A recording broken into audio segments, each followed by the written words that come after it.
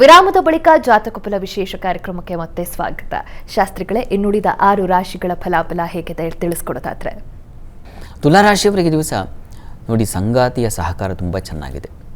ಪರಸ್ಪರ ಅನ್ಯೋನ್ಯ ಪ್ರೀತಿ ಅನುರಾಗಗಳ ಏನು ಮೇಳ ಆ ಥರ ಆಗುತ್ತೆ, ಚೆನ್ನಾಗಿದೆ.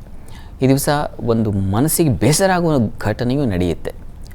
ತುಂಬ ನೀವು ವಾದ ವಿವಾದ ಚರ್ಚೆ ಇವುಗಳಿಂದಾಗಿ ಮನಸ್ಸಿಗೆ ಬೇಸರ ಆಗೋ ಸಾಧ್ಯತೆ ಇದೆ. ಅಂಥ ವಿತಂಡವಾದಕ್ಕೆ ಹೋಗಬೇಡಿ. ಇನ್ನು ದಿವಸ ಹಾಲು ಹೈನು ವ್ಯಾಪಾರಗಳಿಗೆ ಚೆನ್ನಾಗಿದೆ, ಕೃಷಿಕರಿಗೆ ತುಂಬ ಚೆನ್ನಾಗಿದೆ, ನೀರಿನ ಸಮೃದ್ಧತೆ ಚೆನ್ನಾಗಿದೆ, ಹೆಚ್ಚಿನ ಅನುಕೂಲ ಇದೆ. ಪ್ರಾರ್ಥನೆಗೆ ದಿವಸ ದುರ್ಗಾ ಪ್ರಾರ್ಥನೆ, ದುರ್ಗಾ ಸಪ್ತಶತಿ ಅಥವಾ ದುರ್ಗಾ ದರ್ಶನ ಇದೆಲ್ಲ ಒಳ್ಳೆಯದು. ಇನ್ನು ವೃಶ್ಚಿಕ ರಾಶಿ, ವೃಶ್ಚಿಕ ರಾಶಿಯವರಿಗೆ ದಿವಸ ನೋಡಿ, ವೃತ್ತಿಯಲ್ಲಿ ತುಂಬ ಅನುಕೂಲಕರವಾಗಿದೆ. ಸಹೋದರರು ಸೇವಕರ ಸಹಾಯ ಚೆನ್ನಾಗಿರುತ್ತದೆ. ಈ ದಿವಸ ಯಾರು ಇನ್ನೊಬ್ಬರು ಹೇಳಿಸ್ಕೊಳ್ಳದೆ ನಿಮ್ಮ ಹತ್ರ ಹೆಚ್ಚು ಸಹಾಯ ಮಾಡ್ತಾರೆ. ಈ ದಿವಸ ಸಂಗಾತಿಯಲ್ಲಿ ವಿರೋಧ ಇದೆ, ಮನಸ್ತಾಪಗಳು, ಪ್ರೀತಿ ಪ್ರೇಮ ಇಂಥ ವಿಚಾರಗಳಲ್ಲಿ ಭಿನ್ನಾಭಿಪ್ರಾಯಗಳು, ಚರ್ಚೆಗಳು, ವಾದ ವಿತಂಡತೆ ಇದೆಲ್ಲ ಬರುತ್ತೆ. ನಿವಾರಣೆಗೆ ಲಕ್ಷ್ಮೀನಾರಾಯಣರ ಪ್ರಾರ್ಥನೆ ಮಾಡ್ಕೊಳ್ಳಿ. ಇನ್ನು ಧನುರಾಶಿ, ಧನುರಾಶಿಯವರಿಗೆ ಈ ದಿವಸ ನೋಡಿ, ಅನ್ನ ಸಮೃದ್ಧಿ, ಕುಟುಂಬ ಸೌಖ್ಯತೆ ತುಂಬ ಚೆನ್ನಾಗಿದೆ. ಹಣಕಾಸು, ಸ್ತ್ರೀಯರಿಗೆ ಹಣಕಾಸಿನ ಓಡಾಟ ಚೆನ್ನಾಗಿರುತ್ತೆ, ಚೆನ್ನಾಗಿ ಸಂಪಾದನೆಯೂ ಇರುತ್ತೆ, ಚೆನ್ನಾಗಿದೆ. ಇನ್ನು ಈ ದಿವಸ ಪ್ರಯಾಣದಲ್ಲಿ ಸೌಖ್ಯತೆ, ಬಂಧು ಮಿತ್ರರ ಸಹಕಾರ ತುಂಬ ಚೆನ್ನಾಗಿದೆ. ಈ ದಿವಸ ಸ್ವಲ್ಪ ಏನಪ್ಪ ತೊಡಕು ಅಂತಂದರೆ ಸ್ವಲ್ಪ ಪೆಟ್ಟು ಮಾಡ್ಕೊಳ್ತೀರ, ದೇಹಕ್ಕೆ ಪೆಟ್ಟು ಬೀಳೋ, ಗಾಯ ತರಚೋದು ಇಂಥದ್ದೆಲ್ಲ ಇದೆ, ಸ್ವಲ್ಪ ಹುಷಾರು. ಸ್ತ್ರೀಯರು, ಹೆಣ್ಣುಮಕ್ಕಳು ಬಹಳ ಮುಖ್ಯವಾಗಿ. ವೃತ್ತಿಯಲ್ಲೆಲ್ಲ ತುಂಬ ಅನುಕೂಲಕರವಾಗಿದೆ, ಬುದ್ಧಿಬಲ ತುಂಬ ಚೆನ್ನಾಗಿದೆ, ಆತಂಕ ಬೇಡ. ಈ ದಿವಸ ಪ್ರಾರ್ಥನೆಗೆ ದಿವಸ ನೀವು ಕೂಡ ದುರ್ಗಾ ಕವಚವನ್ನು ಕೇಳಿಸ್ಕೊಳ್ಳಿ. ಇನ್ನು ಮಕರ ರಾಶಿ, ಮಕರ ರಾಶಿಯವರಿಗೆ ದಿವಸ ನೋಡಿ, ವೃತ್ತಿಯಲ್ಲಿ ತುಂಬ ಅನುಕೂಲಕರ ಫಲಗಳಿದ್ದಾವೆ. ಹೆಚ್ಚಿನ ಸೌಖ್ಯತೆ, ಸಮೃದ್ಧತೆ, ಧೈರ್ಯ ಇದೆಲ್ಲ ತುಂಬ ಚೆನ್ನಾಗಿದೆ. ಹೋರಾಟದ ಮನಸ್ಥಿತಿ ಇರುತ್ತೆ ನಿಮಗೆ, ಆದರೆ ಅನುಕೂಲ ಆಗುತ್ತೆ. ಈ ದಿವಸ ನಿಮಗೆ ವ್ಯಾಪಾರಿಗಳಿಗಂತೂ ಹೆಚ್ಚಿನ ಸೌಕರ್ಯ ಇದೆ, ಅನುಕೂಲ ಇದೆ.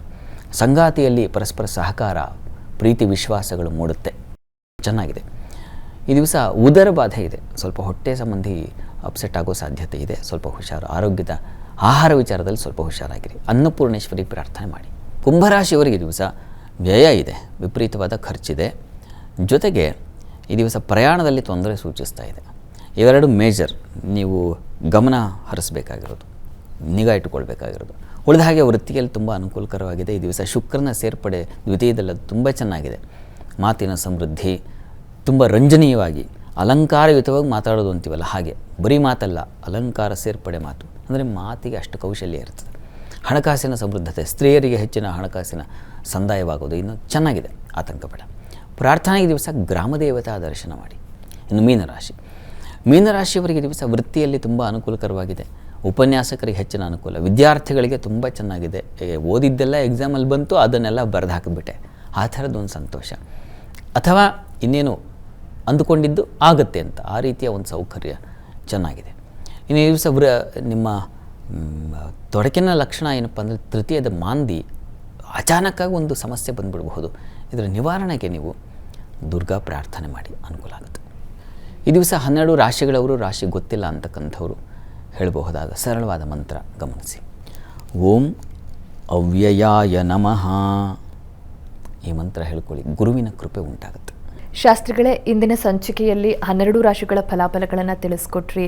ಯಾವ ರೀತಿಯ ಒಂದು ಒಳ್ಳೆಯ ದೆಸೆ ಇದೆ, ಜೊತೆಗೆ ಕೆಲವ್ರಿಗೆ ತೊಡಕುಗಳಿದ್ರೂ ಕೂಡ ಅದನ್ನು ಪರಿಹಾರ ಮಾಡ್ಕೊಳ್ಳೋದು ಯಾವ ರೀತಿ ಅನ್ನೋದನ್ನು ತಿಳಿಸ್ಕೊಟ್ರಿ. ಇನ್ನು ರಾಶಿನೇ ಗೊತ್ತಿಲ್ಲ ಅನ್ನೋರಿಗೆ ಒಂದು ಮಂತ್ರವನ್ನು ಕೂಡ ಪಠಣೆ ಮಾಡಲಿಕ್ಕೆ ತಿಳಿಸ್ಕೊಟ್ರಿ. ಈ ದಿನದ ಪಂಚಾಂಗದ ವಿಶೇಷತೆ, ಅದರ ಜೊತೆಗೆ ಇನ್ನೂ ಮಹತ್ವವಾದ ವಿಚಾರಗಳನ್ನು ಕೂಡ ತಿಳಿಸ್ಕೊಟ್ರಿ. ಧನ್ಯವಾದಗಳು ಶಾಸ್ತ್ರಿಗಳೇ. ಸರ್ವೇ ಜನಾಃ ಸುಖಿನೋ ಭವಂತು, ಸಮಸ್ತ ಸನ್ಮಂಗಳಾನಿ ಭವಂತು, ಸರ್ವರಿಗೂ ಶುಭವಾಗಲಿ. ನೋಡಿದ್ರಲ್ಲ ವೀಕ್ಷಕರೇ, ಇದಾಗಿತ್ತು ಇಂದಿನ ಜಾತಕ ಫಲ ಸಂಚಿಕೆ. ನೇರ, ದಿಟ್ಟ, ನಿರಂತರ ಸುದ್ದಿಗಾಗಿ ನೋಡ್ತಾ ಇರಿ ಏಷ್ಯಾನೆಟ್ ಸುವರ್ಣ ನ್ಯೂಸ್.